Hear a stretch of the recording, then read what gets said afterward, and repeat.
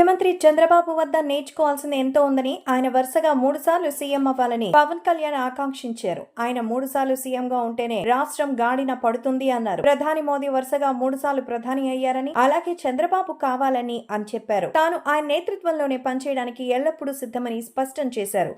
ఎమ్మెల్యేలు, ఎమ్మెల్సీల సాంస్కృతిక కార్యక్రమాలు విజయవాడలోని ఏ కన్వెన్షన్ లో జరిగాయి. ఆటల పోటీల్లో విజేతలకు బహుమతులు ప్రదానం చేశారు. ఈ కార్యక్రమంలో పవన్ కళ్యాణ్ మాట్లాడారు. చంద్రబాబు ఈ రోజు నవ్వినంతగా గతంలో నవ్వడం తాను చూడలేదన్నారు. ఎమ్మెల్యేలు అద్భుతమైన ప్రదర్శన ఇచ్చారు అన్నారు. రాష్ట్ర ప్రజల బాధ్యత మోస్తున్న చంద్రబాబు ఎప్పుడూ గంభీరంగా ఉంటారని, ఇలా నవ్వే పరిస్థితి ఉండదని, అంత ఒత్తిడి ఉంటుంది అన్నారు. అయినా చంద్రబాబుని మనస్ఫూర్తిగా నవ్వించేలా చేశారని పవన్ కళ్యాణ్ ప్రదర్శన ఇచ్చిన వారిని, స్కిట్లు ప్రదర్శించిన వారిని అభినందించారు. తాను కూడా ఎన్నో జ్ఞాపకాలతో వెళ్తున్నానని, వచ్చే కొద్ది రోజుల పాటు తనకివి గుర్తుంటాయి అన్నారు. రాజకీయాలంటే ప్రజా సమస్యల పోరాటమే కాదని, వ్యక్తిగత కక్షలు కావని, ఇలాంటి కార్యక్రమాల ద్వారా అనుబంధం పెరుగుతుంది అన్నారు. ఈ కార్యక్రమాలు చూసిన తర్వాత తనకు పార్టిసిపేట్ చేయాలని అనిపించిందని, వచ్చే ఏడాది ప్రయత్నం చేస్తానని చెప్పారు.